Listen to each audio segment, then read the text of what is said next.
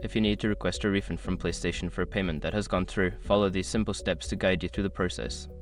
Step 1. Visit the PlayStation support website. Go to the official PlayStation support website. Look for the section related to refunds or payment issues. This is where you will find the necessary information and links to submit your refund request. Step 2. Sign into your account. Log into your PlayStation Network account using your credentials. This is important as it allows you to access your purchase history and submit a refund request for the specific transaction. Step 3. Locate your purchase. Once logged in, navigate to your purchase history. Identify the transaction for which you want a refund. Make sure to note the date and details of the purchase to provide accurate information in your request.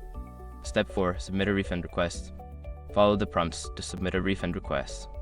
You may need to fill out a form with details about the purchase, including the reason for the refund. Be clear and concise in your explanation to improve your chances of approval. Step 5. Wait for a response. After submitting your request, wait for a response from PlayStation. They typically review refund requests within a few days. Check your email for any updates or additional information needed to process your request. In conclusion, requesting a refund from PlayStation is a straightforward process if you follow these steps. Make sure to provide all necessary information to expedite your request.